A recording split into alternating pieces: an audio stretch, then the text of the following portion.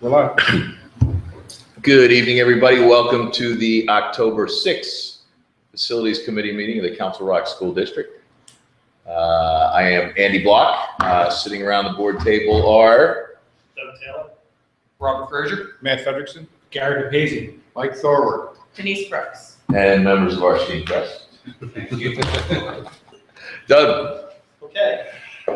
So this evening is devoted to the capital projects update. There are no other agenda items.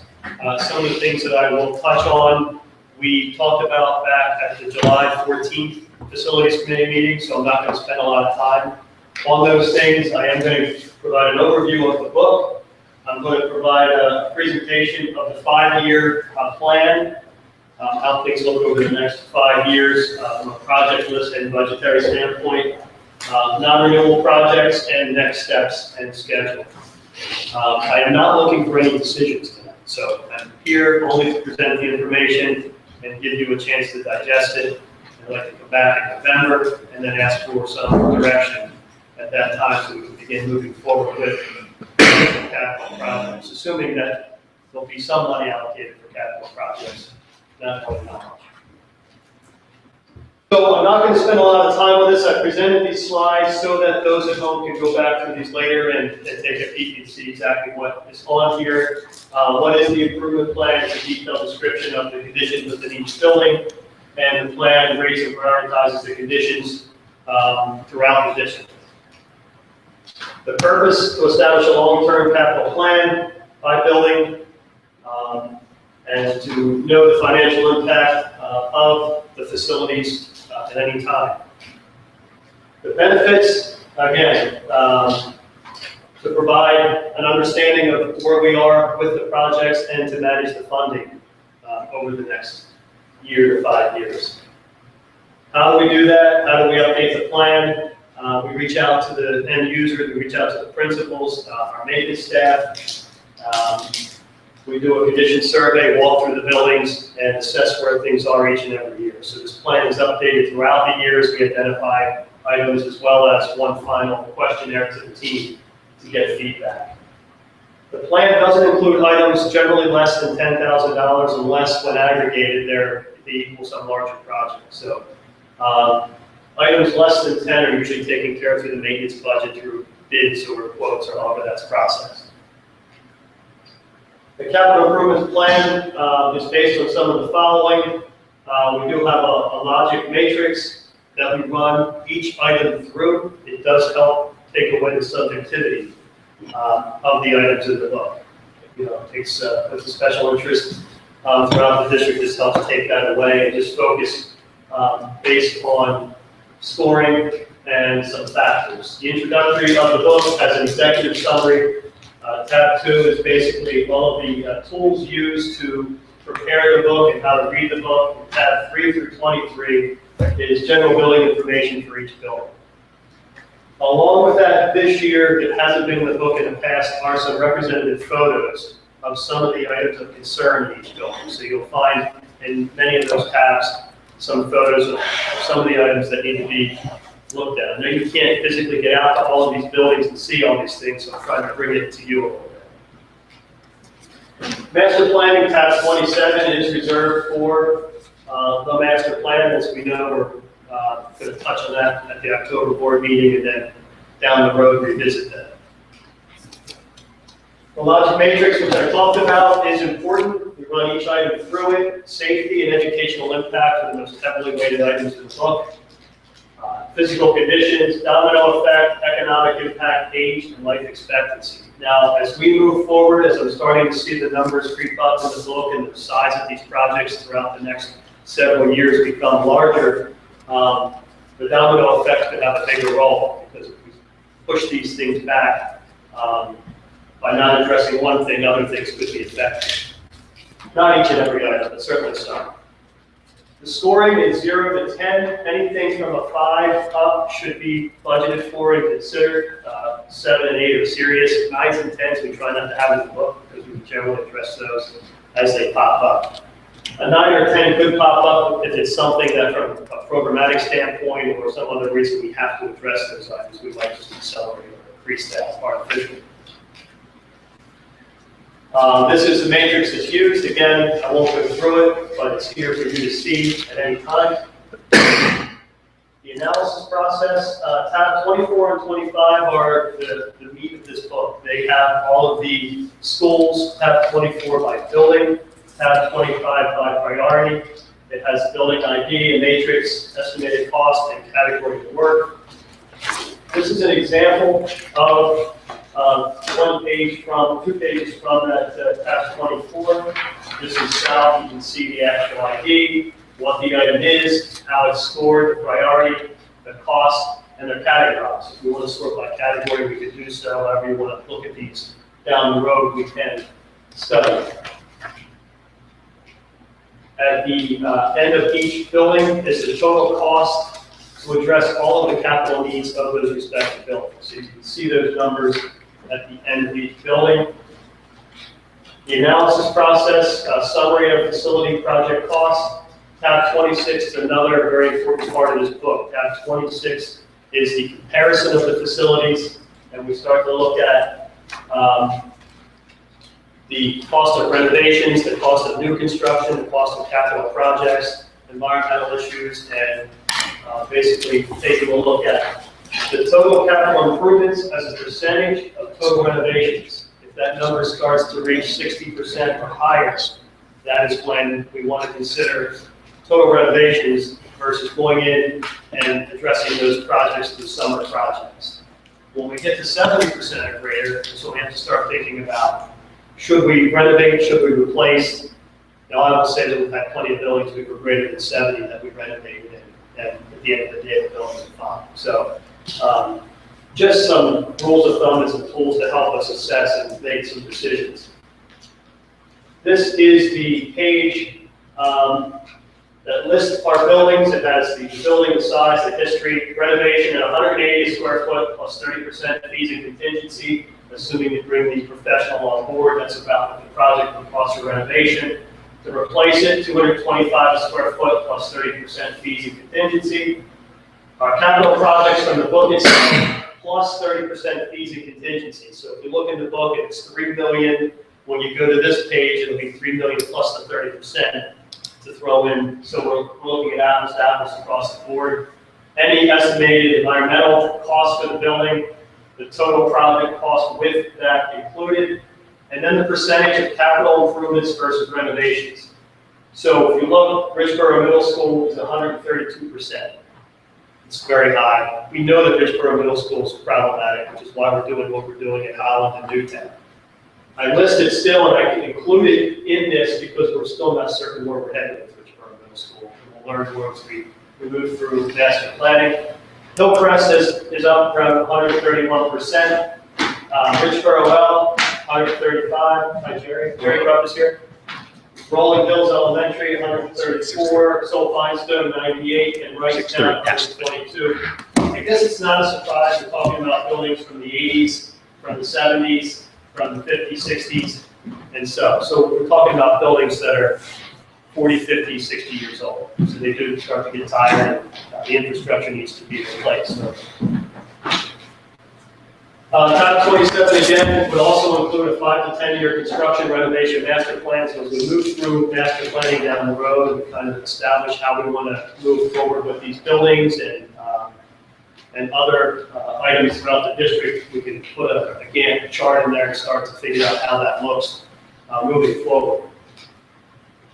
The analysis process, again, we have to be careful as we're looking at the projects in the book and planning summer work to not address items and buildings that we might consider for renovations down the road or potential, closing, not knowing where we're headed. So we've been staying away from some of the buildings in the district the best that we can. Obviously, things come up we need to address, whether they're safety or they're programmatic. Richboro Middle is one, Hillcrest, Richboro L, Rolling Hills, Soul Finestone, and Wrightstown are the 6 that we've been most careful with. Again, there's a roof plan, roof status report, tab 28. Every roof throughout the district is included in there. We list the size, the year it was installed, the manufacturer, the installer, the warranty date, We look at that each summer, I look at that each summer, and I determine what projects based on warranties and when they're coming out of warranty and actual physical conditions. Sometimes we do an infrared scan. What needs to pop back up in the plan now and start being considered down the road. So they show up on the plans, they start to come out of warranty or they begin to age.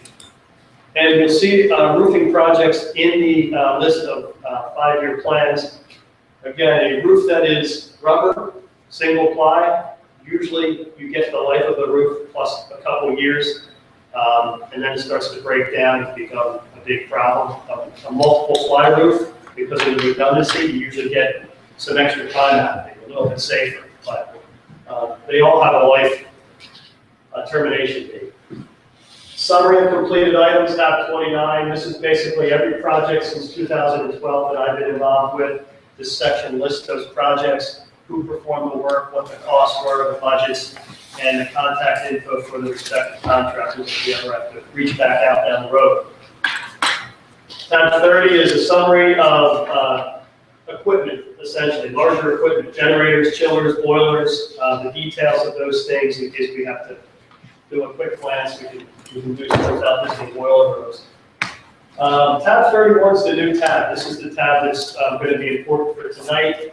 It has a projected 5-year capital improvements projects and budget. That's the budget that I originally presented back in July as a draft. Now it's completed based upon what we've found as I've looked through the buildings this summer and received feedback.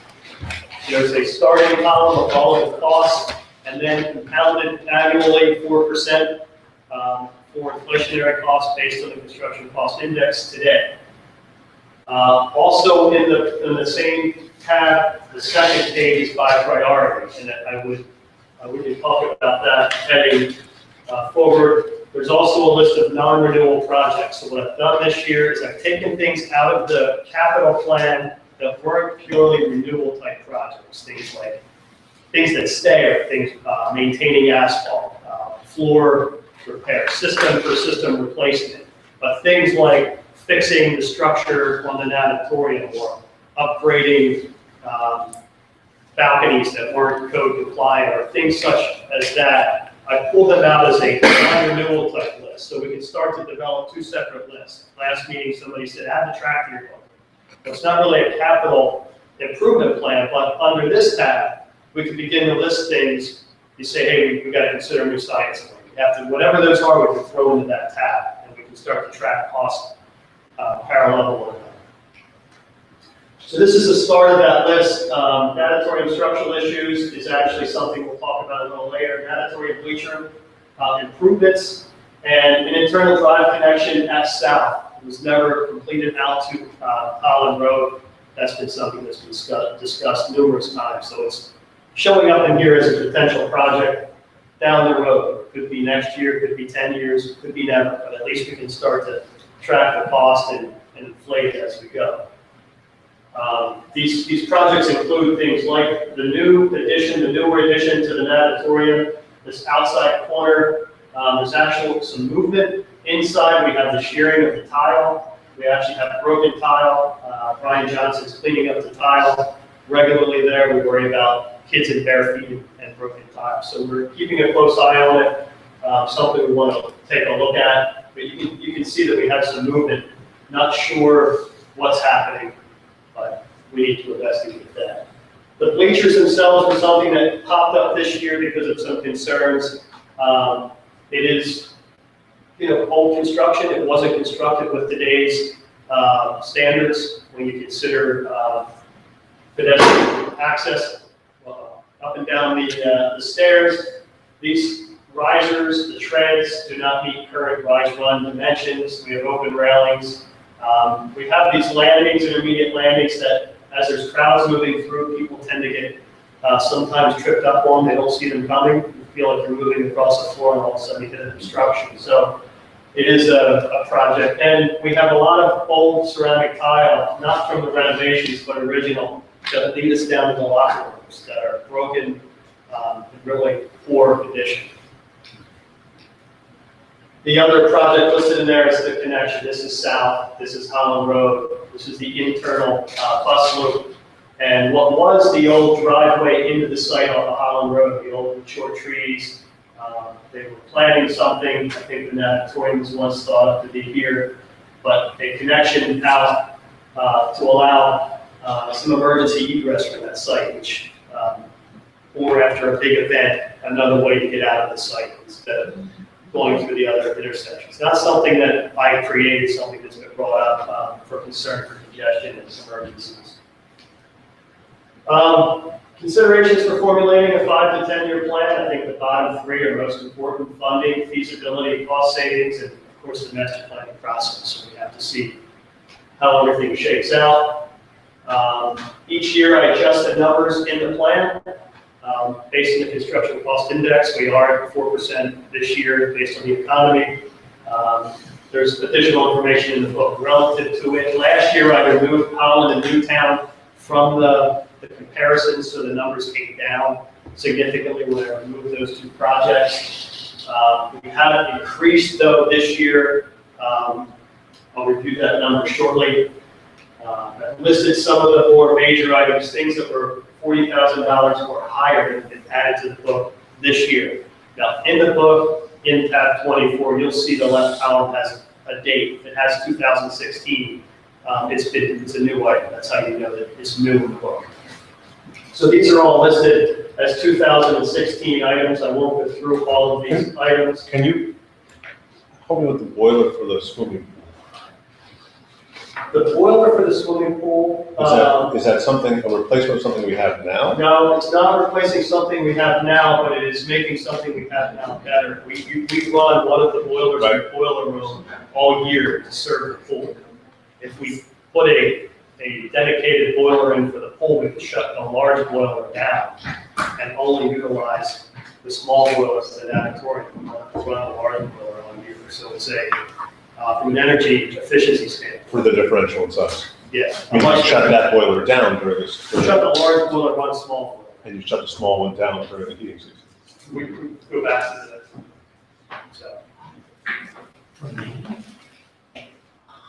So the book between 15, 16 and this year has an increase of about 21.5 million, but that's also a 4% increase across all the items in the book, plus this roughly 14 million that you'll see in the 2016 added items. Again, we talked about these buildings that we have to be mindful of. No major improvements until we've made some decisions. And then the plan itself. We talked about the formulas that I use to develop what percentage we should be setting aside for summer projects. I had my own formula of 1 to 2%, which I've used based on. I'm sorry.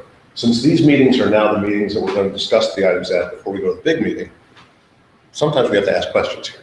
It's going to change because the other meeting, we're just going to see this as an item to approve or look at, but not discuss. Can you go back to the slide on the buildings you're avoiding? Talking about? I'm sorry? One more. Go back one more. I talked about these there. I understand, well, the meeting started at 6:30 and that's not easy to get to. Richboro, I understand. Hillcrest Elementary, I understand. Richboro Elementary. And so I'm trying to figure out, Ricetown is in discussion. It has been. Richboro Middle School is in discussion.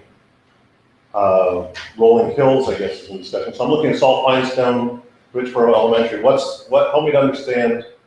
From a percentage standpoint of total capital improvements to renovations, we're at a number that exceeds 60%. We're at a number where you start to consider those as renovation projects versus going in and trying to pick away as summer projects. So instead of spending a couple million here and there over the summers.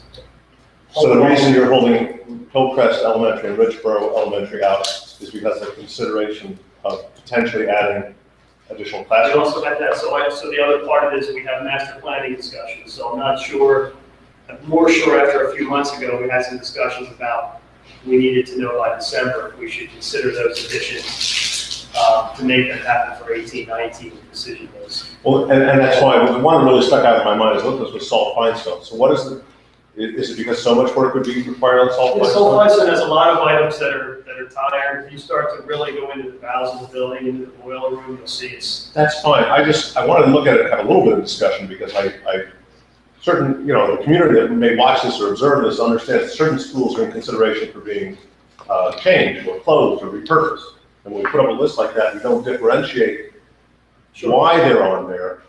Then we get into a situation where people might look and go, is there something going on with Salt Limestone? Because that's how things start. The other part of it is, over the years, the maintenance folks have done a really nice job maintaining the buildings. So these aren't a reflection of the people that take care of the buildings. In fact, they do such a good job taking care of them. They look good. But when you really start to dig into the infrastructure and see, it's just tired. So, you can maintain things that are older, but when they reach 50, 60 years old, you can't get parts any longer. We have boilers there that are obsolete. When we have a problem, we have to, go search a website to try to find I understand. I just wanted, because it's a grouping of buildings that are each may not be considered for different reasons. And I want to be very careful about what someone looking at this Understood. may think it means versus what we think it means.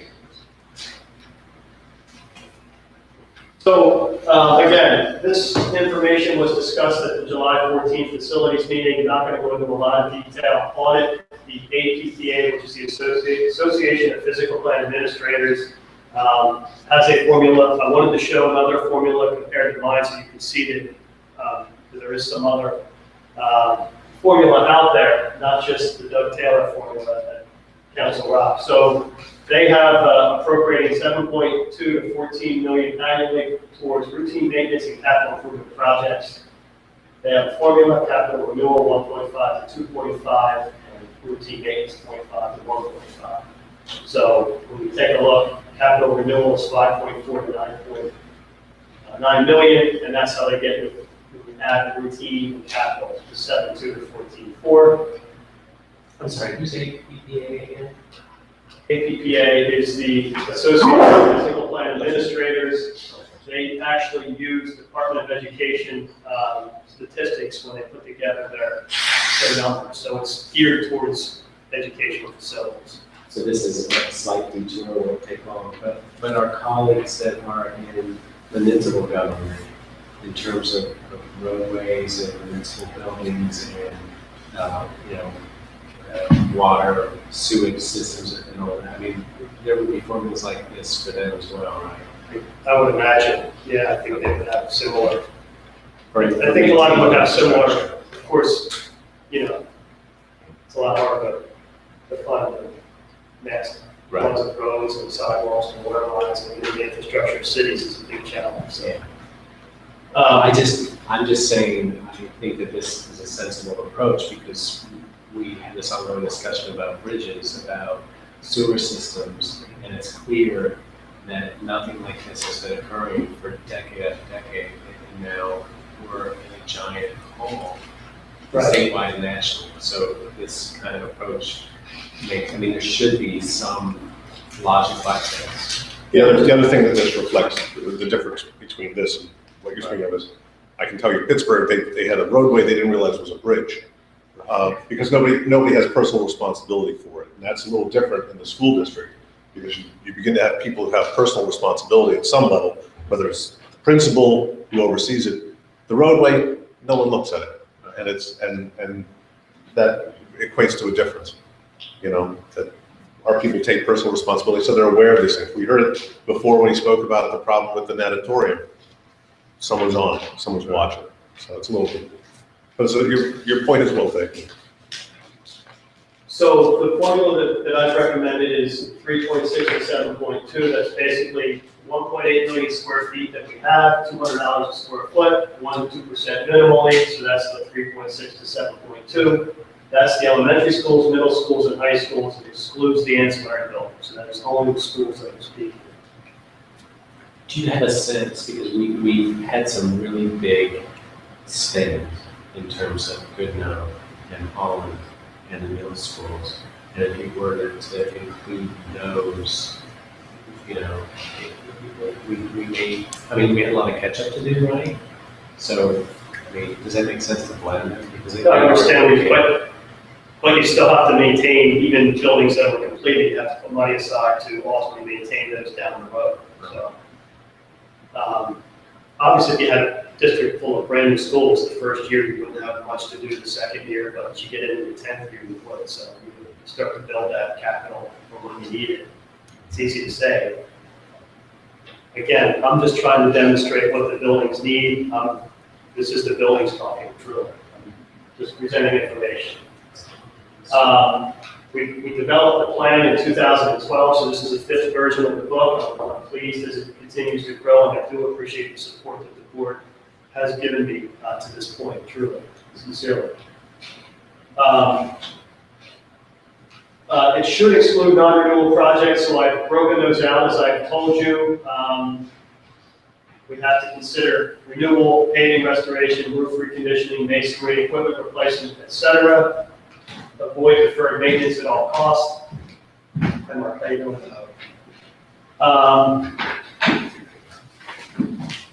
We have a couple of projects that are deferred from last year.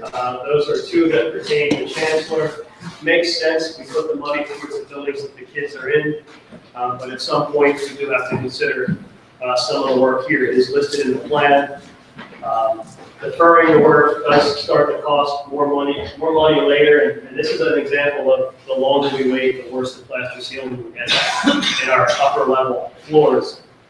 It's a roof that's nearly 200 years old, 100 plus years old, slate. And the masonry on the outside of the building, if you take a walk in the daytime, you'll see some of the stones stand alone in the walls. The mortar is just deteriorating. So something that needs to be considered.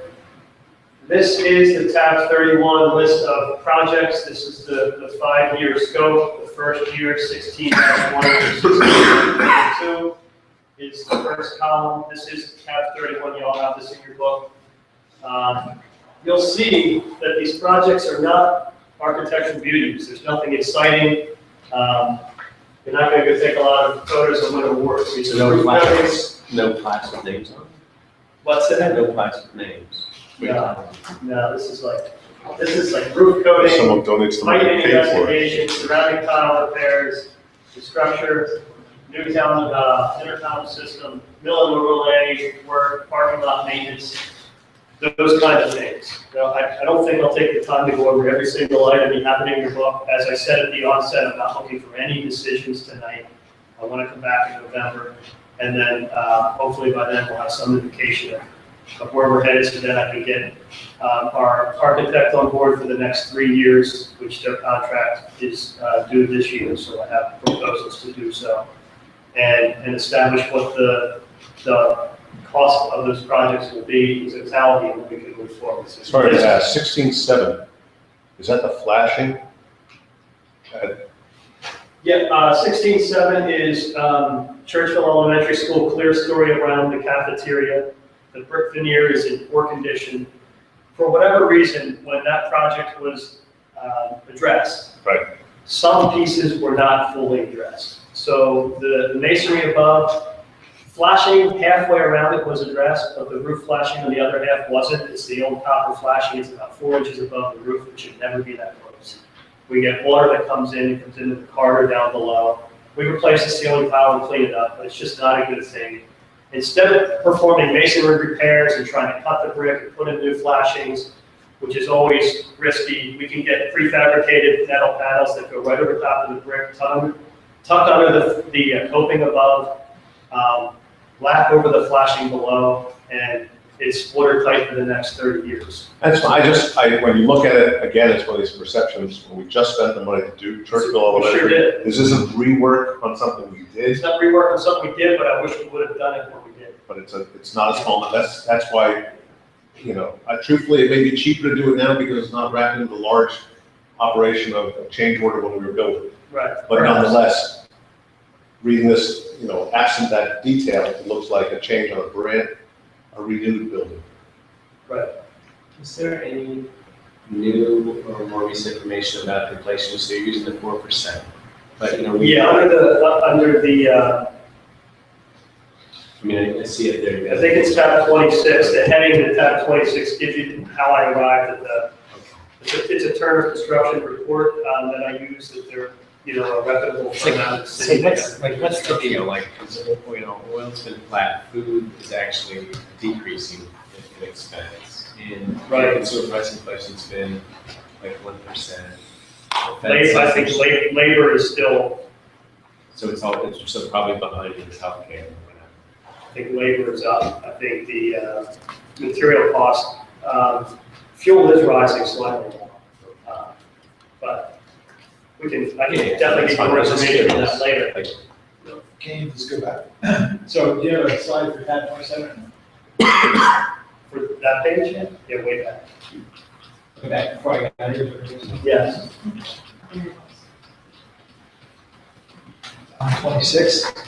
What did you say? That's good. I'm talking about how you derive this 4%. I arrived at 4%, it's on the.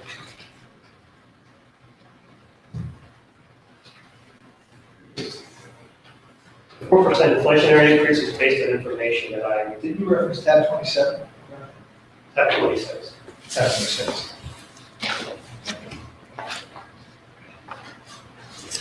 The next page. The page in front of that. All right, so it's just a summary. That's just this one.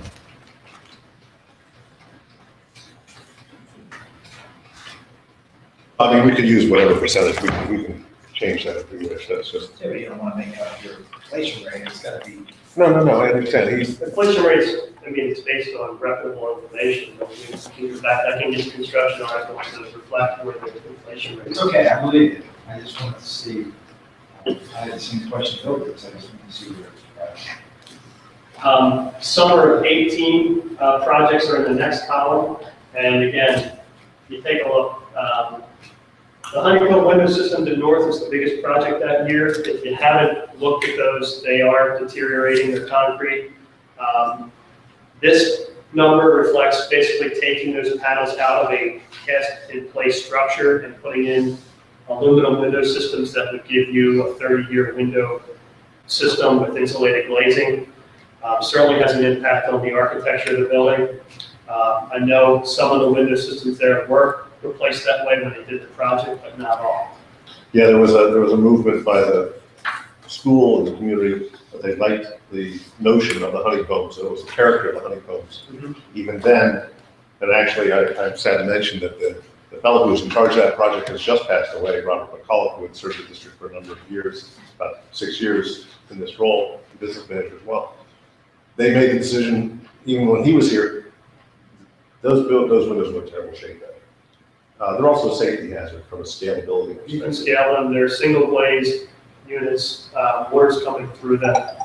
We could certainly take money, maybe less than that, and repair them, coat them, and try to do more life out of them. That would take a bit more than 10 years, and I'd hate to spend half that amount to coat them, and then 10 years later say, take it out for the windows. But those are discussions we can certainly have, when we know what kind of money we have to move forward with the projects. Maybe there's nothing that can be done there. So, replace the synthetic floors at Richboro and Hillcrest. They are a thin rubberized floor system that was put in when the buildings were constructed. They're starting to tear seams, they tape them. But there are 2 floors that need to be considered for replacement. So this is a little number, but it's more of a safety thing, handrail, exterior stair. Sulfide stone, the remaining roof needs to be replaced in this year. Wireless infrastructure, they're in green because they're kind of non-renewal projects. They tie into the master plan, so if we decide that we're going to eliminate computer labs, make them classrooms, and we put wireless infrastructure at these 3 schools. At Controls, we have some communication issues at Churchville, that's one other issue. Deteriorated lintels at North, there is some window systems there that weren't replaced. Parking lot maintenance, roof replacement. Again, nothing real exciting, but things that are needed or should be considered. Summer of 19, the list gets shorter as we go, but they actually increase in cost. Sulfide stone, we have some railing in the stair we should look at. Welsh Elementary School, this is a scope of work that really has to be determined. It could be less than this number. We just have some equipment that has not aged well because we had a lot of power issues with that building. We put in the power factor, things have really stabilized there. We don't seem to be losing as many compressors and having as many problems. So we're going to have to kind of wait and see what happens there. But we have had some issues. We've had some slight improvement. Turf replacement at North, that's something that by the time we get out in this area, it's 10, 11 years old at that point. We continue to do G-factor testing and rake it and provide additional fill to make sure that it's safe.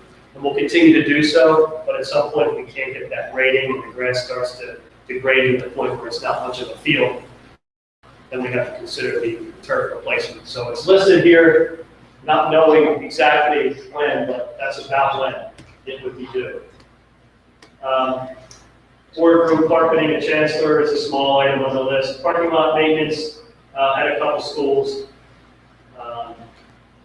The last 2 years, some of these, are things we'll have to look at as we talk about master planning. Richboro Middle School roof replacement, Rolling Hills roof replacement, parking lot maintenance. Again, depending on what happens with Richboro Middle School, depending on what happens at Rolling Hills, that could be thrown into part of the renovation costs. Not really sure where we're headed, so I can't say whether we should or shouldn't put them in a plan. The final year, Hillcrest Elementary School, Newtown L, Richboro L are 3 roofs that were due for replacement. Some of these roofs were coated when I first got here, just before I got here, a few years before I got here, because they're due. The coating has a 10-year warranty. Once the warranty's up, you can't do anything with the roof again other than replace the roof. So they got 10 more years out of them. But at that point, you have to consider other options. So that's why some of these are showing up the way they are. Parking lot maintenance. So the total cost of construction only in each of those 5 years is 4.8, 4.9 roughly, 4.9, 5.8, 7.9. When you look at fees and contingency, the total project cost is about 6.5, 6.5, 6.6, 7.8, 10.6. All the items you included, they literally are capital that can be financed through bonds. There's not any stuff here that's I defer to Bob for financing, but you think we can borrow money for roofs and stuff like that. Okay. I don't want to say one way or the other how we would finance it. I can just tell you that the roof's higher than that. That's definitely not my world, so. Is there anywhere, Doug, that you have, so if you were able to do all the projects in year 1? Oh, yeah. I don't see the difference. I got you. I would have to go back and take column 1 and add them all up. Will you send us that? Yeah, spreadsheet, we have it. You have it here, but I'll give you the spreadsheet. Yeah. I mean, it's the information you have, so I'll just send it to you. You can add them up, sort of do whatever you want with it. Sure. So that's the 5 year. I took them and looked at them by priority. It doesn't help much when we look at priority 1s, and I was as mindful as I could be in looking at 1s, 2s, and 3s. We could certainly discuss those as a team. 1s come out to 5.8, 5.2, 6.2, 7.6, and 10.3. 2s come out to 51, 105, and 17, so I'm sure you'd say go with the 2s. We'll all be good. And 3s are 700,000, 1.3, 345, 268, 303. So the big numbers obviously are the 1s, which makes sense. These are my disclaimer notes, so you can read these later. I'll read them real fast like the guy on TV. How do you assess the cost of not doing projects? Of not doing it? Well, I guess I would have to project what the risks are of not doing it. But, how would I do that necessarily? If you said, for example, on Council Rock South, if you said, Doug, we're not going to spend that money to coat the roof, let's let it go. It's $2 million roughly in there. What I would say is it's a single ply membrane roof. It's got hundreds of patches on it. We did an infrared scan. We found some areas where the insulation was damp, so we know that it gets some water in it. He said, leave it alone. And we say, we're going to push it down the road 5 years.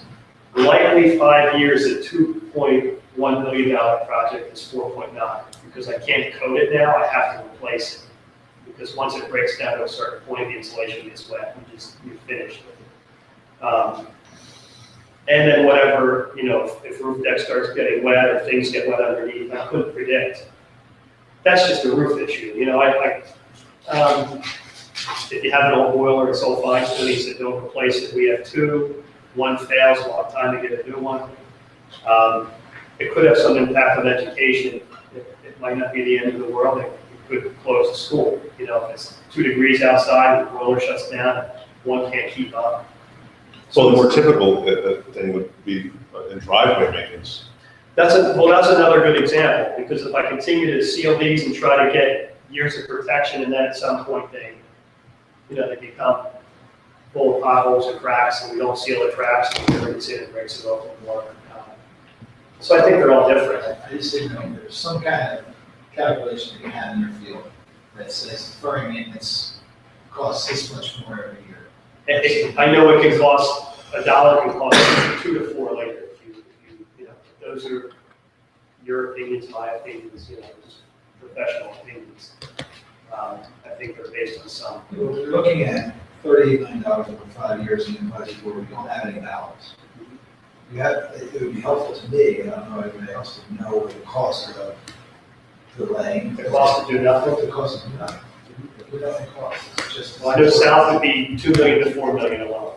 I could certainly look at all the parking lots and say if you don't put seal coat on them, and you wait 5 years, that instead of, $4 or $3 a square foot, it's mill and overlay at $20 a square foot. Because there's, like you said, there's nothing sexy about these projects. There's really not. There's nothing exciting, so this is just the cost of being open and doing business, and there is a cost of doing nothing. So just in my own deliberation, I know that would be helpful. It sounds probably like it's quite a bit of work, and I know that we're trying not to actually too much for it. It's not that it's, I could go through and try to provide that for certain types of projects, but again, somebody could argue, well, who's to say that driveway could last 10 years, not 5? That roof might, I think people could argue that my projections. You're our expert, right? Right. So that's what we have to do. Your previous slide, doesn't speak to that. We're good. Where you're looking at the prioritization of ranks of, ranking priority is 1, 2, and 3. That you think the 1 is that's your assessment this year. What is a 2 this year? In 3 years, it could become a 1. Less likely there will become a 3, but it could become, and that's the part that we don't get, which is when does that urgency, Right. present itself? Well, was that the case? Because I assumed it was different than that. Well, I assumed that because I thought if we have a priority 1, why are we pushing it off 3 years? Or why are we pushing it off 5 years? No, he said it's a priority. It's a priority in that one year. for in that year. It's in that year. That's what I thought, okay. That's But this is different a than crapshoot. Well, but it's his Right. assessment as it is today of what he thinks it will be. If the windows, if the wall, if the honeycomb we spoke of before deteriorated or was damaged or something because water suddenly, it changes. exactly. Well, it's a crapshoot. Those Exactly. windows, something can happen, we get some crazy ice storm, whatever, and all of a sudden that becomes an issue. And then you have a roof where, you want to replace it for 25 years, and then, if you had a crystal ball, really, it's not going to be a problem for 30 years, but, Well, you bring up an interesting point, which is actually, and it's something for the business office, not done so much, which is what are our requirements under our insurance policies? Because if the standard, we were very fortunate at one point, we had a roof blow off. It's terrible to say it that way, but we were fortunate in that it was something we were thinking of doing and it was covered by insurance. Lucky happenstance, because at some point, when the insurance provider comes and looks and they said, you know what, you failed to maintain, then you carry the whole weight that year must have. So I can try to get at least some of those items and share what my thoughts are. on this. Okay. And I'll share that. Okay. I don't know if anyone else would like to see that. So the second last slide that I have is, the $3 million is pretty much the target that we've been working to. And 13, 14, there was about a 4.4, 14, 15, it was, 2.2, 2.4. We were looking at Next summer, the 6.5, these are the numbers that I showed you earlier, 6.5, 6.5, 6.9, 7.9, 10. That's the project cost, these are the construction costs. What this is showing is the blue are non-renewal type projects. So we were almost at a 50-50 of doing renewal, non-renewal. And then we, were maybe a little bit more, this is modular demo and the things that we needed to do, and these were some of the renewal projects. Starting to get more into the renewal, doing driveways, doing roofs, and less non-renewal. Here we have a little bit, this is probably the master planning stuff. The red's the deferred projects from last year. And then these are all renewal. So, we're growing in the right direction, but, the budgets are just growing beyond what we may be able to afford. But I somehow wanted to at least show you where we are, what the concerns are heading down the road, so we're all on the same page. We're all in the same boat. So I just want to paint the picture as it looks. My last slide is basically the timing, the steps and timing. Tonight I distributed the book, the final draft of the 5-year plan, which I showed initially in July and showed you again tonight as the final draft. Looking in the November 3rd meeting to come back and get some indication of what kind of monies we can appropriate for, at minimum next year's project, so we can get started documenting and bidding. An early start of those is key to the success of summer work. Pushing those back too far is certainly bad for all of us. I have an RFP. I did receive numbers back. I'll also bring those to the November 3rd meeting so that they can get on the board agenda for approval. And on the 17th of November, approving that architect engineer for the 3-year term to help us with summer work. Would it be possible, Doug, when next time you present this kind of same vein as Dr. Foster's question, you're showing us what it costs, which is great. It might be interesting to see how you and Bob would propose that we finance it, whether it's a straight capital improvements, whether it's whether it's us borrowing the money, whatever it might be. Yeah. Yep. Yeah, well, next meeting, November, is a joint meeting, so that'll be a good chance for us to also work together on that. So that's all I have. Good job. Thank you. Thanks, Doug. All right, since we're still in our meeting. So I arrived late, Bill, you arrived late. Mark, okay. Okay. Arrived late too. Were you here, who was here at 6:30? Were you here? You were here at 6:30? I wasn't at the last meeting. I know I saw a few people at the last meeting ask for these meetings to start at 7 or 7:30 because commuting to these meetings and trying to get them. Matt, are we is a off? struggle. No, we're still. It's a public meeting. It's still. So where are we? How did this come to be at 6:30 still? We said with stack meetings, we were going to start this one at 6:30 and see how it went. Okay. Well, I think it's where we've been starting too, Yeah. at 6:30. I don't think anything's changed. well, it was always an issue with starting at 6:30 because people can't get to them. Right. And And so- then we made the adjustment to go to 7 on the other 2 meetings, and where we had a stack meeting, we don't want to be here all night. Well, We said we'd ease our way into it. We see. how I'm these making things the work out. observation that of the 6 board members who were here, 3 of them were late to arrive and arrived by 7 o'clock. Okay, but weren't here at 6:30 because people work. And I want to make sure that this board is sensitive to citizens who might want to come, and want to get dinner before they come. I did see Mark made that observation last time and now we have a 7th board member arrives. So the 6:30 board meetings, we'll talk about it in the public meeting as well, but I want to put it on record here because it happened here. I don't know. I mean, you may have wanted to come and maybe you didn't want to come at 6:30. I don't know. I wanted to come, but I was involved in my daytime job. So did we vote on it last time or did we decide? Because I remember Wendy spoke to starting at 7 or 7:30 and Mark spoke to, it'd be nice to eat rather than going until late hours without a meal. So you did mention that your last meeting. Yeah. So how did we decide? So what was the consensus that we would start at 6:30? Because we've got a stack meeting, 2 meetings. What was the people who attended? We said we were gonna start this one at 6:30 because we had two stacked. I We would want to prefer, respect our staff that's got to be here. I understand, I want to respect the board who has to be here, I want to respect the public who has a right to be here too. That's So right. we'll revisit it, but I just think the evidence speaks for itself. Can I ask a question about the structure of the committee? Did we decide what board members are sitting on the facilities committee? We didn't meet since that happened last time. Last time we had a finance committee and So we haven't. we haven't I have not established. received anything from the committee chairs. Okay. Well, this is the first time we're meeting since that. And that's what's happening. That was the question, which was, Right. and Wendy had brought it up at the finance committee was, I guess the expectation was who wants to commit to be here? And if they're not going to be here to find, a replacement, I think the goal is to try and get what number to attend this meeting? Is there a goal? Well, they talked about naming an informal subcommittee of 3 additional to the chair. Okay, and so if 4 people don't come, does the meeting not happen?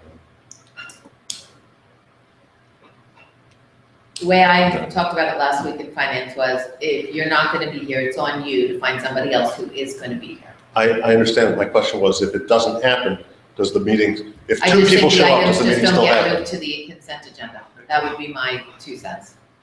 That's the intent. Well, I mean, since I'm the chair, I try to make it and I'll try and get coverage. Kyle registered her inability to attend tonight. Ed registered his inability to attend tonight.